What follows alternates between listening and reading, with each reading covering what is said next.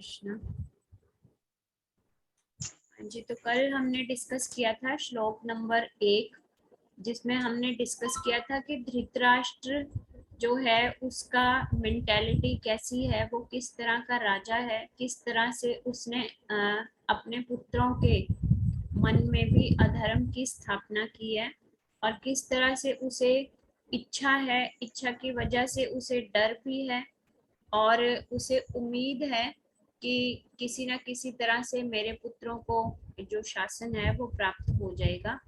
उन्हीं कारणों की वजह से धृतराष्ट्र ने संजय से पूछा कि कुरुक्षेत्र के युद्ध के मैदान में मेरे पुत्रों और पांडु के पुत्रों के मध्य क्या हो रहा है। तो सेकंड श्लोक संजय जी बोल रहे हैं। संजय उवाच दृष्ट्वा तु पाण्डवानीकं व्यूढं दुर्योधनस्तदा आचार्यमुपसंगमये राजा वचनमब्रवीत्। तो ट्रांसलेशन बाय श्रील प्रभुपाद की जय। संजय ने कहा, हे राजन, पांडु पुत्रों द्वारा सेना की व्यूह रचना देखकर राजा दुर्योधन अपने गुरु के पास गया और उसने ये शब्द कहे। तो अब संजय जी बता रहे हैं, संजय जो है वो बिल्कुल समभाव की अवस्था में। समभाव मतलब जो भी जिस तरह से भी हो रहा है वो बिल्कुल उसी तरह से बताएंगे। उनका ऐसा कोई मोटिव नहीं है कि जो कुछ भी युद्ध के मैदान में हो रहा है मैं उससे कुछ अलग बताऊं ताकि महाराज ज्यादा दुखी ना हो जाएं या ज्यादा प्रसन्न ना हो जाए। जो कुछ भी जिस तरह से भी हो रहा है वो उसी तरीके से बता रहे हैं। तो अब संजय जो है वो बोल रहे हैं कि क्योंकि उनको धृतराष्ट्र के प्रश्न से ये पता चल गया था कि महाराज धृतराष्ट्र के मन में ये भय है कि कहीं कुरुक्षेत्र में जाके दुर्योधन का जो माइंड सेट है वो चेंज तो नहीं हो जाएगा तीर्थ स्थान के प्रभाव में आके, कहीं वो खुद ही सरेंडर ना कर दे। तो इसलिए संजय ने उनकी मन की स्थिति को समझते हुए उनको आश्वस्त करने के लिए कि नहीं, ऐसी कोई बात नहीं है, दुर्योधन का माइंडसेट चेंज नहीं हुआ, उसके मस्तक पे अभी भी अधर्म ही है। तो संजय ने उनसे बोला, धृतराष्ट्र से, कि पांडु पुत्रों के सेना की व्यूह रचना को देखकर दुर्योधन जो है, राजा दुर्योधन अब उन्होंने लगाया है। राजा दुर्योधन क्यों? क्योंकि एक्चुअली धृतराष्ट्र क्योंकि महाराज की पदवी पे हैं तो उनका पुत्र आगे राजा बनेगा। उस तरह की परंपरा के अनुसार उसने राजा लगाया। राजा अपने गुरु के पास गया और उसने ये शब्द कहे। तो उनके गुरु कौन थे? द्रोणाचार्य थे। तो इसलिए उन्होंने कहा कि पांडवों की व्यूह रचना को देखकर दुर्योधन जो है वो बड़ा ही अचंभित हो गया, क्योंकि दुर्योधन के पास भगवान श्री कृष्ण की एक बड़ी सेना थी, जबकि पांडवों के पास सेना बहुत ज्यादा बड़ी नहीं थी। लेकिन फिर भी पांडवों की जो व्यूह रचना थी वो बहुत ही ज्यादा अद्वितीय थी, अद्भुत थी। तो उस व्यूह रचना को देख के एकदम से दुर्योधन के मन में ईर्ष्या का भाव हुआ और उस ईर्ष्या के भाव से वो गुरु द्रोणाचार्य के पास गया। तो यहाँ से अब आगे जैसे जैसे हम जाएंगे तो हमें पता चलेगा कि दुर्योधन की जो क्वालिटीज हैं वो क्या हैं। दुर्योधन एक्चुअली है कौन? दुर्योधन एक असुरी मन का इंसान है ना। असुर का मतलब ये नहीं होता जिस तरह से हम बॉलीवुड सीरियल्स में देखते हैं कि वो बिल्कुल ही भद्दे मुख हैं, उनके बड़े बड़े मुख हैं और बड़े बड़े हाथ पैर हैं और उनके सिरों पे सींग निकले हुए हैं। आज भी हम असुर और सुर दो तरह के लोग जो है सोसाइटी में पाए जाते हैं। जो लोग भगवान की इच्छा के खिलाफ या भगवान की वाणी के खिलाफ अपना जीवन जीते हैं उनको हम असुरी कैटेगरी में रखते हैं, और जो लोग भगवान के कहे अनुसार, जिस तरह से भगवान ने स्क्रिप्चर्स में कहा है कि लाइफ को इस तरह से जीना चाहिए, उस तरीके से जीते हैं, तो वो लोग सुर की कैटेगरी में होते हैं। तो आज की व्यवस्था को अगर देखें तो हम सब जो हैं वो असुरी कैटेगरी में आएंगे, क्योंकि हम सब जो है भगवान के धर्म को या भगवान के कही गई वाणी को बिल्कुल भी फॉलो करते हैं नहीं। तो अब यहाँ से स्टार्ट होगा कि एक असुरी प्रवृत्ति का जो इंसान होता है उसका नेचर किस तरह का होता है, उसमें कौन कौन सी क्वालिटीज होती हैं। तो आगे चलते हैं। अभी मैं संस्कृत के श्लोकों को पढ़ूंगी नहीं, जो इम्पोर्टेंट श्लोक होंगे सिर्फ उनको ही रिसाइट करेंगे हम। श्लोक नंबर 3 का अनुवाद कर रही हूँ मैं। मेरी सेना में स्वयं आप, सॉरी ये पेज आगे निकल गया था, हाँ जी, थर्ड है श्लोक। हे आचार्य, पांडु पुत्रों की विशाल सेना को देखें, जिससे आपके बुद्धिमान शिष्य द्रुपद के पुत्र ने इतने कौशल के साथ व्यवस्थित किया है। तो यहाँ पे अब जो टोन है ना दुर्योधन की, वो द्रोणाचार्य की प्रशंसा करने की नहीं है। वो यहाँ पे द्रोणाचार्य की प्रशंसा नहीं कर रहा कि आपका शिष्य धृष्टद्युम्न जो है उसने देखिए कितनी अच्छी व्यवस्था की है, बल्कि वो अपने गुरु के ऊपर टॉन्ट मार रहा है, क्योंकि धृष्टद्युम्न जो है वो भी द्रोणाचार्य के शिष्य थे। एक बार मैं फटाफट इसका कॉन्टेक्स्ट बता देती हूँ, आप लोगों को वैसे पता होगा। द्रुपद और द्रोणाचार्य दोनों ने एक ही गुरु से शिक्षा दीक्षा ली थी। तो द्रोणाचार्य को और द्रुपद में वहां पर काफी मित्रता थी, और द्रुपद ने द्रोणाचार्य को ये वचन दिया था कि जब मैं राजा बन गया, जब भी तुम्हें अपने जीवन में मेरी आवश्यकता होगी तुम मेरे पास आना, मैं तुम्हें अपने राज्य में से राज्य का कुछ भाग या कुछ संपत्ति दूंगा। तो द्रोणाचार्य जो है उनका जो पुत्र था अश्वत्थामा, द्रोणाचार्य क्योंकि ऐसे आचार्य थे जो कि क्षत्रियों को ही विद्या देते थे, इसलिए द्रोणाचार्य बहुत ही ज्यादा गरीबी की अवस्था में रह रहे थे। तो अश्वत्थामा की इच्छाएं थी, तो अश्वत्थामा की इच्छाओं को देखते हुए द्रोणाचार्य को एक दिन ये स्मरण हुई बात कि द्रुपद ने मुझे वचन दिया था, तो इसलिए वो द्रुपद के पास गए थे उससे ये विनती करने कि आप कुछ संपत्ति देकर मेरी हेल्प करो, ताकि अश्वत्थामा मेरा पुत्र जो है उस पर राज्य कर सके और उसके हिस्से में धन धान्य आ सके।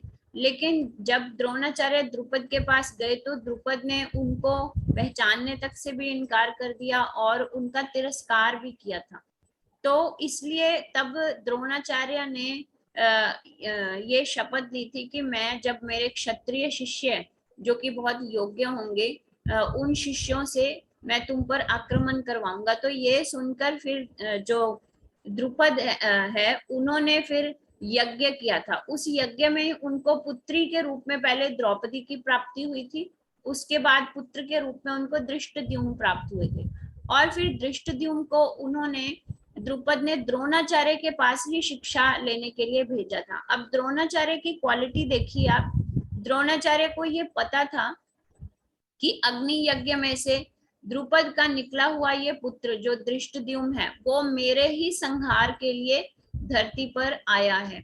लेकिन फिर भी क्योंकि उनका धर्म था कि जो भी क्षत्रिय उनके पास आएगा वो उसको शिक्षा दीक्षा देंगे, तो इसलिए उन्होंने उसे शिष्य के रूप में स्वीकार किया और उनको बिना किसी भी भेदभाव के, बिना ये सोचे कि मैं इसको सारे धनुर्विद्या के और अस्त्रों शस्त्रों के गुर सिखा रहा हूँ तो ये मेरे पे ही कल अप्लाई करेगा, ये बिना सोचे द्रोणाचार्य जो है उन्होंने शिक्षा देनी आरंभ की धृष्टद्युम्न को, और धृष्टद्युम्न को उन्होंने परफेक्ट बना दिया सभी तरह के अस्त्रों शस्त्रों की शिक्षा में। तो ये कॉन्टेक्स्ट था कि धृष्टद्युम्न जो है वो किस तरह से द्रोणाचार्य का शिष्य बना था। तो अभी जो दुर्योधन है वो द्रोणाचार्य को टॉन्ट कर रहा है आकर कि देखो देखो आप ही का ये शिष्य है ना जो आज हमारे अगेंस्ट खड़ा हुआ है, और इसकी व्यू रचना देखी आपने, इसने हमारे ही खिलाफ कितनी अच्छी व्यू रचना की है। तो यहाँ पे दुर्योधन की एक क्वालिटी हमें पता चल रही है, एक्चुअली जो असुरी लोग होते हैं उनकी एक प्रवृत्ति पता चल रही है कि वो गुरु की महिमा को कभी भी जानते नहीं है, हमेशा गुरु के ऊपर संदेह करते हैं। जबकि एक शिष्य को चाहिए कि वो गुरु की महिमा को जाने और गुरु के ऊपर बिना संदेह किए उन पर आंख मूंद कर विश्वास करे। इस तरह से शिष्य की जो प्रवृत्ति है वो होनी चाहिए।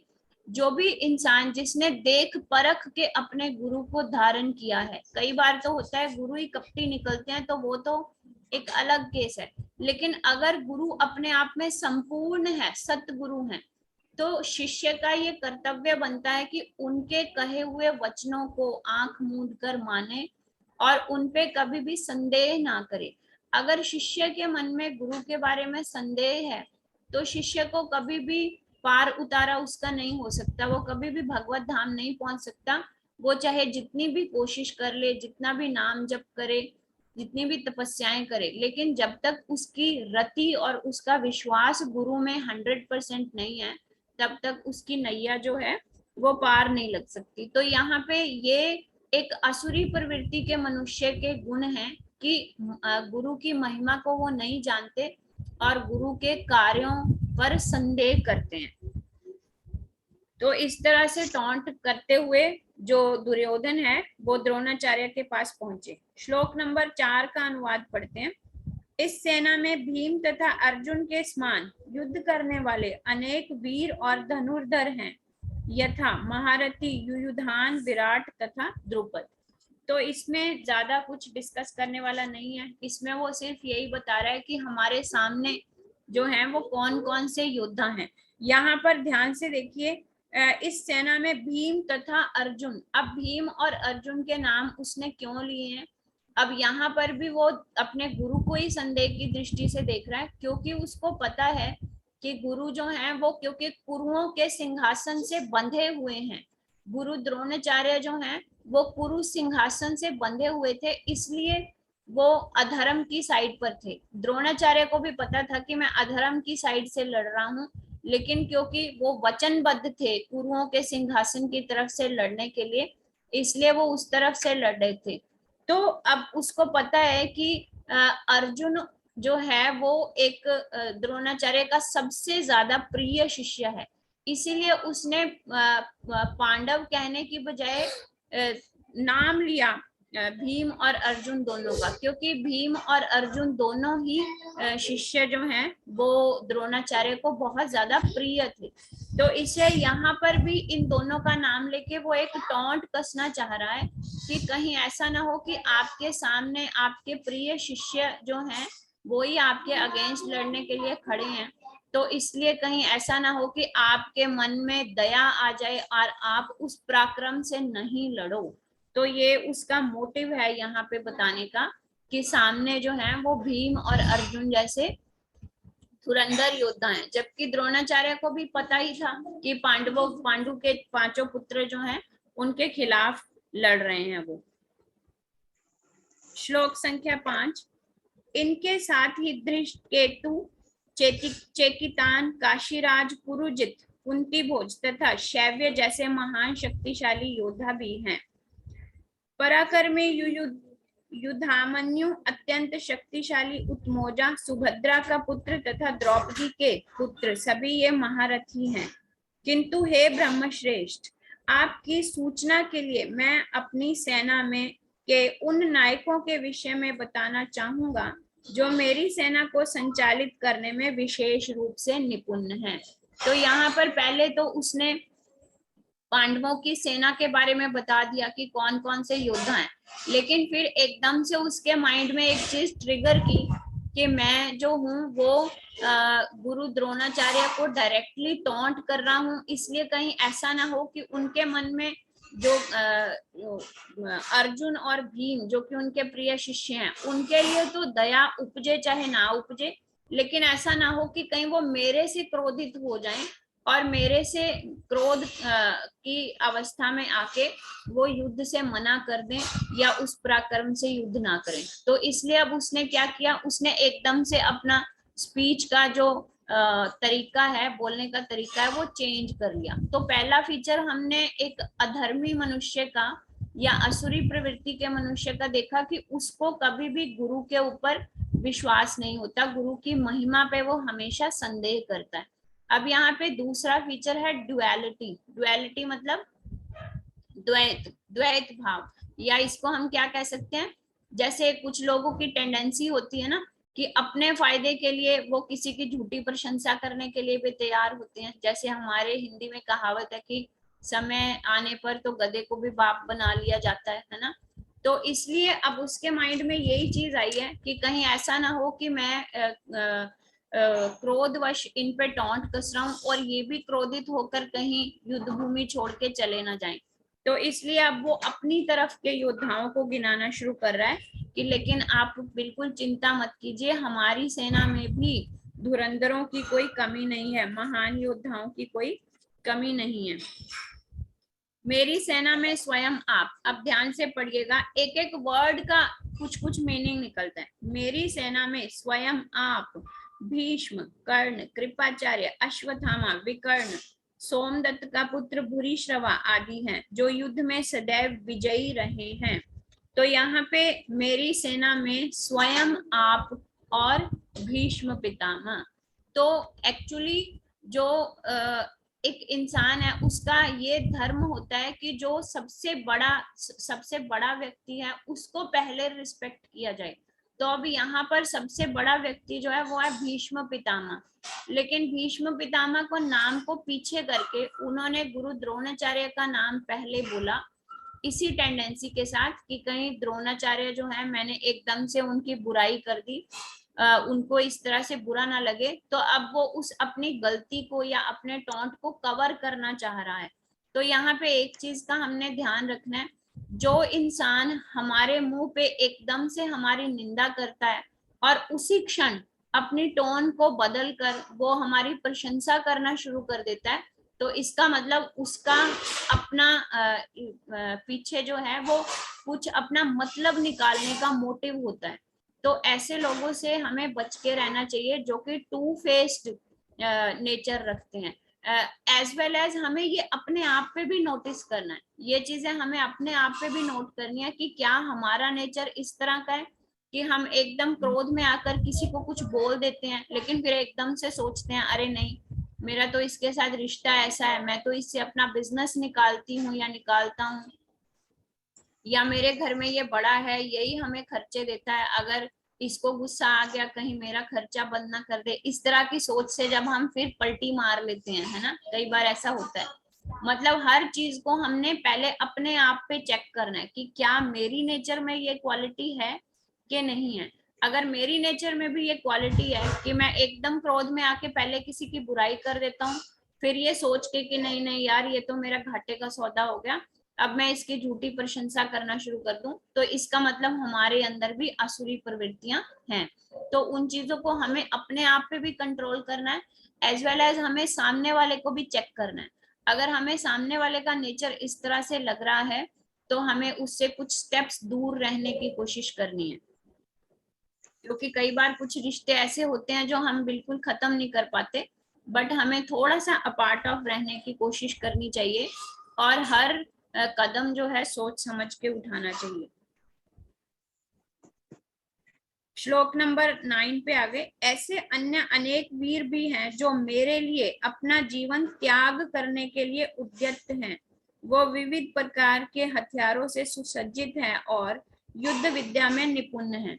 यहाँ पे एक और असुरी क्वालिटी बताई जा रही है, ऐसे अनेक वीर हैं जो मेरे लिए अपना जीवन त्याग करने के लिए उद्यत हैं।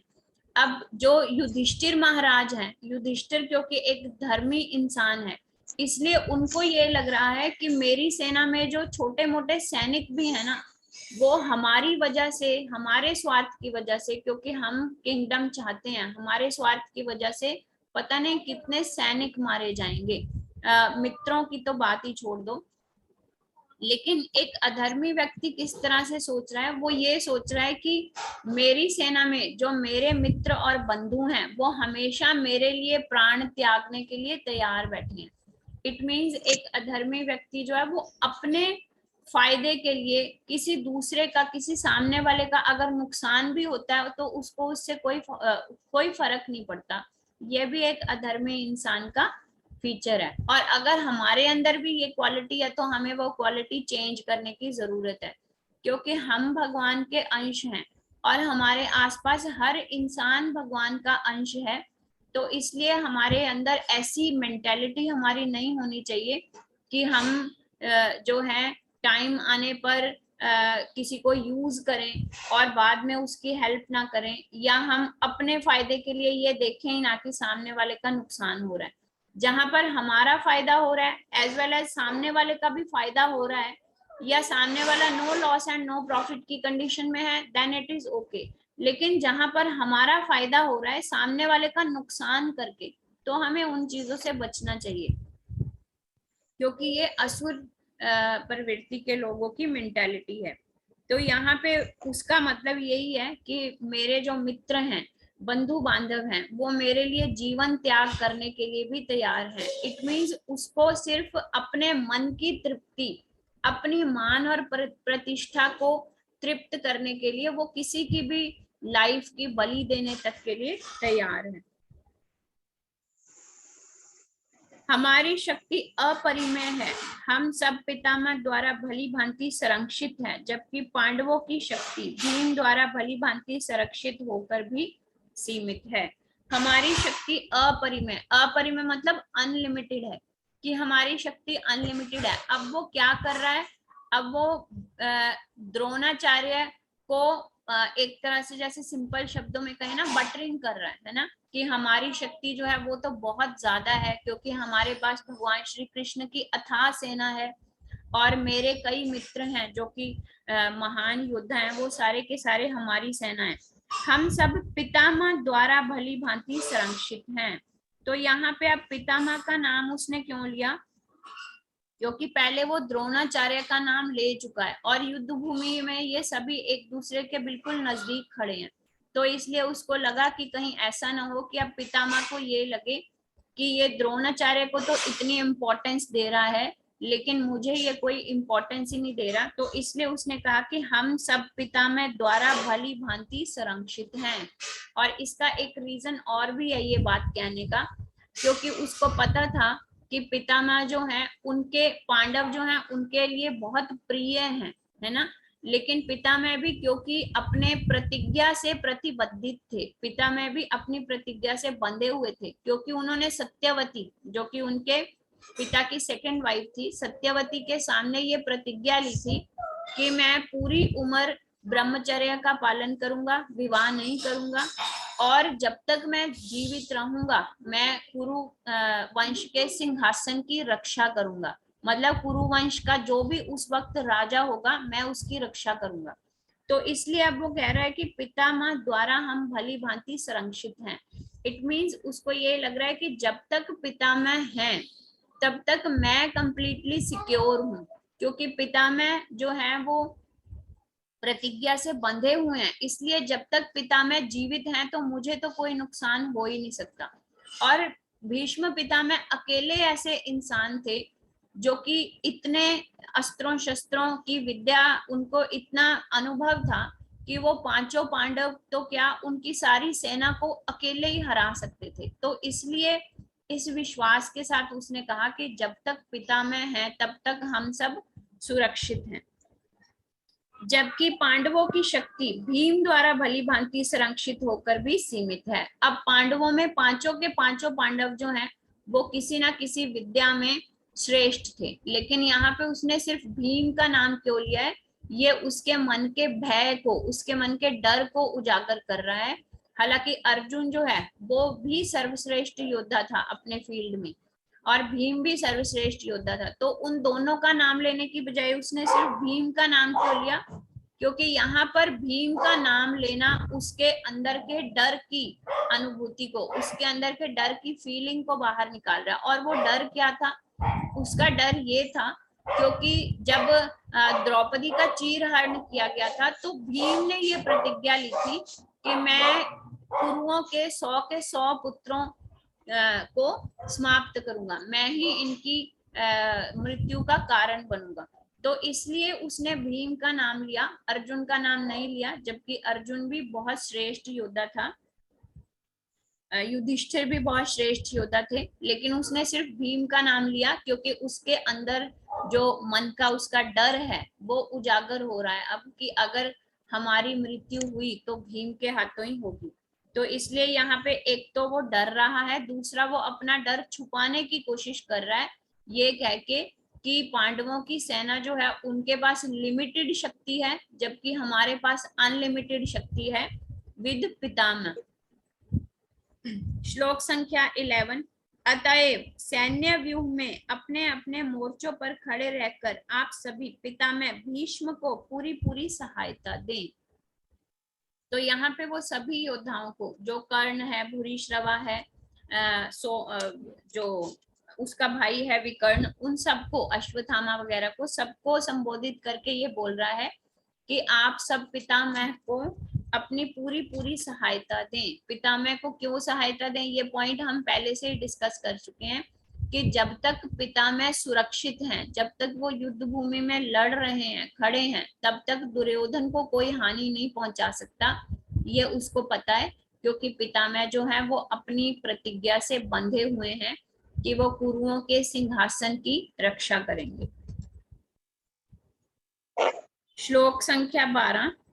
तब कुरुवंश के वयोवृद्ध परम प्रतापी एवं वृद्ध पितामह ने सिंह गर्जना की सी ध्वनि करने वाले अपने शंख को उच्च स्वर से बजाया, जिससे दुर्योधन को हर्ष हुआ।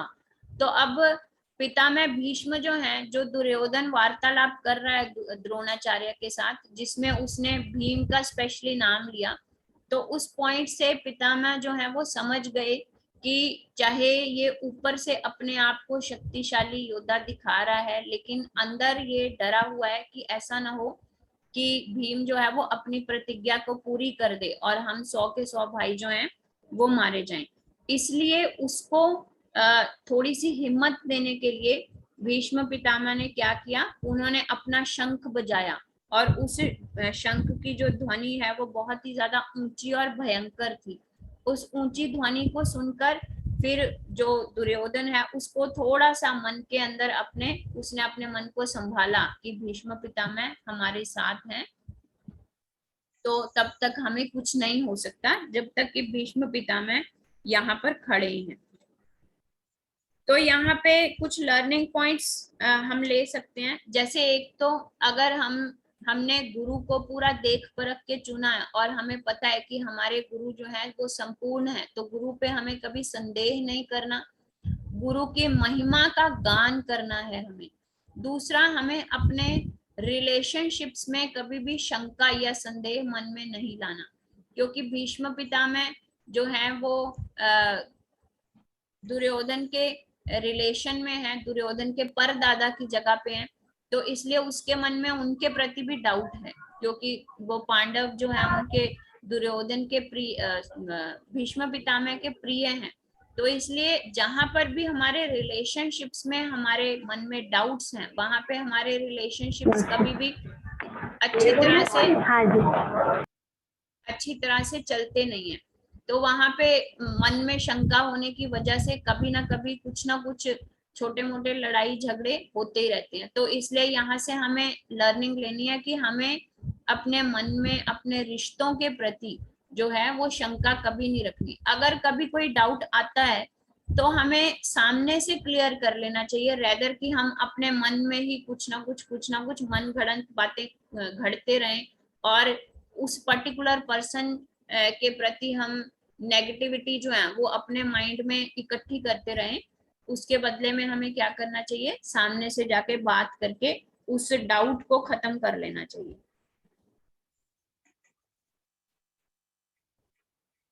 श्लोक संख्या 13 पर चलते हैं। तत्पश्चात शंख नगाड़े बिगुल तुरही सिंह सहसा एक साथ बज उठे, वह संवेद स्वर अत्यंत भयंकर था। दूसरी ओर से श्वेत घोड़ों द्वारा खींचे जाने वाले विशाल रथ पर आसीन कृष्ण तथा अर्जुन ने अपने दिव्य शंख बजाए।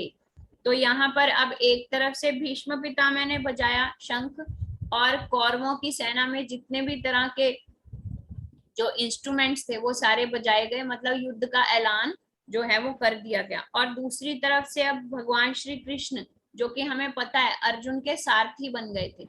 अर्जुन और दुर्योधन जब दोनों गए थे भगवान के पास, तो दुर्योधन ने उनकी सेना को मांग लिया था और अर्जुन ने भगवान श्री कृष्ण को मांग लिया था। तो इसलिए तब भगवान श्री कृष्ण ने उसको बोला था कि मैं हथियार तो उठाऊंगा नहीं, क्योंकि वो अपने बड़े भाई बलराम के साथ प्रतिज्ञा कर चुके थे कि मैं इस युद्ध में हथियार नहीं उठाऊंगा, तो इसलिए उसने कहा कि कोई बात नहीं, बस आप किसी भी तरह मेरे साथ रहिए। तो तब भगवान ने अर्जुन का सारथी बनना स्वीकार किया था। तो अब अर्जुन के सारथी के रूप में भगवान श्री कृष्ण जो है वो रथ को लेके आते हुए आए हैं और अपने दिव्य शंख बजाए। एक चीज हम नोटिस करेंगे कि जब पितामह ने शंख बजाया था तो सिंपली लिखा हुआ था अपने शंख बजाए, लेकिन यहाँ पर जब भगवान श्री कृष्ण और अर्जुन ने शंख बजाए हैं तो लिखा हुआ है दिव्य शंख बजाए। तो यहाँ दिव्य शब्द जो है वो बहुत ही ज्यादा इंपॉर्टेंट है। क्यों? क्योंकि भगवान श्री कृष्ण खुद परम भगवान है, तो इसलिए वो दिव्य है ही है। और जो भी कोई भगवान की शरण में आ जाता है, भगवान के टच में आ जाता है, तो वो अपने आप ही दिव्य हो जाता है। अब अर्जुन जो है, क्योंकि वो भगवान के शरणागत है, चाहे एक मित्र की तरह ही है अभी, लेकिन अर्जुन को भगवान पे पूरी तरह से भरोसा है, उसके कृष्ण जी के शरणागत है अर्जुन। तो इसलिए उनके शरणागति की वजह से या उनके कांटेक्ट की वजह से अर्जुन भी दिव्य हो चुका है। ठीक है। और अर्जुन की तो बात ही क्या कहें, क्योंकि वो तो सजीव है, एक लिविंग एंटिटी है। जबकि कोई भी ऐसी चीज जो कि कुछ नॉन लिविंग भी होगी, निर्जीव भी होगी, अगर वो भगवान के संपर्क में है तो वो दिव्य हो जाती है। तो इसलिए भगवान के होठों के साथ स्पर्श करते ही जो उनका शंख है वो दिव्य हो गया और वहां से निकलने वाली ध्वनि जो है वो भी दिव्य हो गई। तो यहाँ पे एक पॉइंट, हमें लर्निंग पॉइंट क्या लेना है कि अगर चाहे हम अधम इंसान ही हैं, लेकिन जैसे ही हम भगवान के प्रति शरणागत होंगे कि हे भगवान अब मेरा तो कुछ नहीं है, मेरे तो हैंड्स अप हैं, मेरे तो हाथ खड़े हैं, मेरे वश में कुछ नहीं है, मैं कुछ घर को कंट्रोल नहीं करना चाहता, रिश्तों को कंट्रोल नहीं करना चाहता, अपने बच्चों को कंट्रोल नहीं करना चाहता, मैं तो आपके शरणागत हूँ। आपने ही मेरी गृहस्थी को चलाना है, आपने ही मेरे व्यापार को चलाना है, आपने ही मेरे बच्चों की पढ़ाई को देखना है, आपने ही मेरे स्वास्थ्य को देखना है। सब कुछ जब हम भगवान पे सौंप देंगे, मतलब हम भगवान को कंप्लीटली शरणागत हो जाएंगे, तो हम अपने आप ही दिव्य होने शुरू हो जाएंगे। तब दिव्य होने का मतलब तब हमारा जो स्तर है भक्ति में अपने आप ही ऊपर उठना शुरू हो जाएगा। लेकिन शरणागति जो है वो कोई एक दिन का प्रोसेस नहीं है। हम जब भी सुबह प्रेयर करते हैं तो जनरली हम अपनी जो जो भी हम महामंत्र का जाप कर रहे हैं या कुछ प्रार्थनाएं पढ़ रहे हैं, उससे पहले हम ये प्रेयर करते हैं कि हम आपके प्रति शरणागत हैं। लेकिन ये शरणागति एकदम से नहीं आती, ये शरणागति आती है धीरे धीरे। जब हमारी निष्ठा और विश्वास पक्का होना शुरू हो जाता है भगवान के ऊपर, तब शरणागति आती है। और जब हम कंप्लीटली शरणागत हो जाते हैं तब हम दिव्यता की स्थिति में पहुंचते हैं। कई लोग ये सोचते हैं कि अरे हमें तो पाठ पूजा करते हुए इतना टाइम हो गया, मैं तो सालों से पाठ पूजा कर रहा हूँ, लेकिन मेरे अंदर कोई मुझे चेंज नहीं नजर आ रहा।